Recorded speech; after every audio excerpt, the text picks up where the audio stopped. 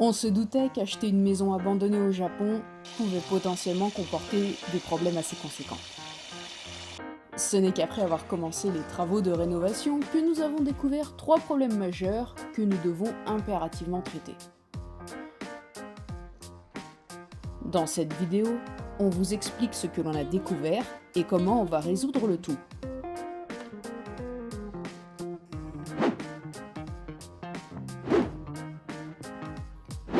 Sachant que les maisons japonaises sont principalement construites en bois, c'est un problème assez classique, et aussi une de nos plus grandes inquiétudes. L'une des manières de vérifier s'il y a des termites est de soulever les tatamis et observer l'état des planches. Si jamais le bois a de nombreux trous et s'effrite, alors il y a de grandes chances que ce soit dû aux termites. Lorsque l'on a visité cette maison pour la première fois, il était impossible de vérifier sous les tatamis, vu la masse de bordel. D'ailleurs, pour mieux vous rendre compte, je vous suggère de regarder notre house tour vidéo, ça vous donnera une idée de ce dont je parle. On a bien essayé de sauter à divers endroits pour vérifier la solidité du sol, et sur le moment, avec notre manque d'expérience, ça nous semblait pas trop mal. Mais après l'achat, et une fois la maison entièrement vidée, on a fait cette petite découverte sous un meuble. Voyez le résultat par vous-même. Vous entendez ce bruit?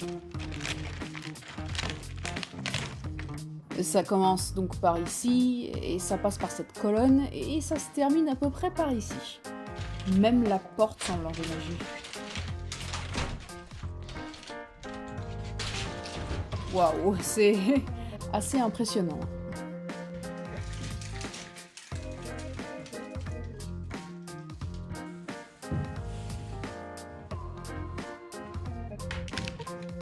Mais si on fait bien attention, on remarque rapidement qu'une petite zone seulement fut touchée par les termites.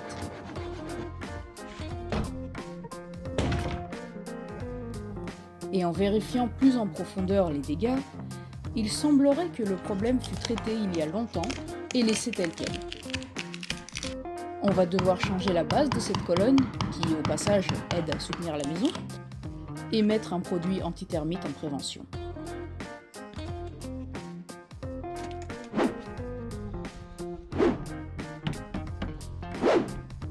Cette maison comporte de nombreuses fissures sur les murs extérieurs.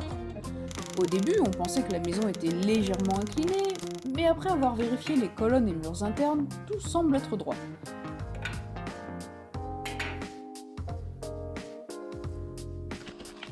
La première fissure apparaît sur le devant de la maison, et plus on longe le côté gauche, plus ça empire. Ça part du haut jusqu'en bas.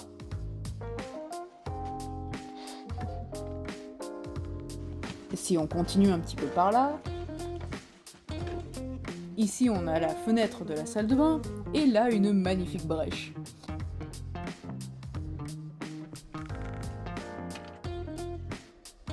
D'ailleurs, on a remarqué que les fissures les plus importantes sont toutes reliées au mur de la salle de bain. C'est assez inquiétant. Dans l'immédiat, on va reboucher en utilisant une résine. Ça devrait aller temporairement. Puis on verra comment réparer tout ça correctement un petit peu plus tard.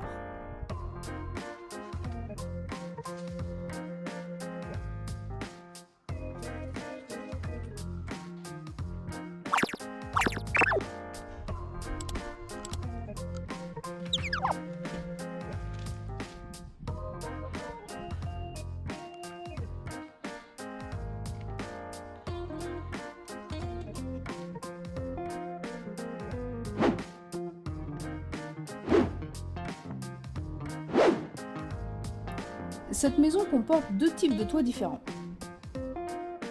Celle du rez-de-chaussée est tout simplement une tôle en acier, à un stade de corrosion relativement avancé. Et vous entendez cette douce mélodie? C'est pas bon signe. Dans l'idéal, il faudrait tout changer, ou juste repeindre. Mais tout ça n'est qu'une question de budget. Vous voyez ces plaques en bois? Certains ont beaucoup souffert et doivent être également remplacés.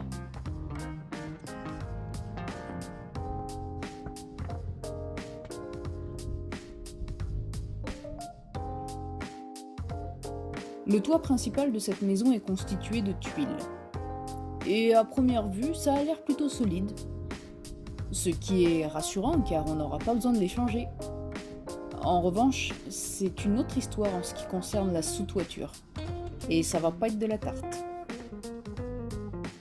Après quelques recherches, il s'avère qu'au Japon, il est possible de rénover son propre toit. Pour ce faire, il est nécessaire d'avoir un échafaudage. Cependant, un permis est obligatoire pour l'installation d'un échafaudage.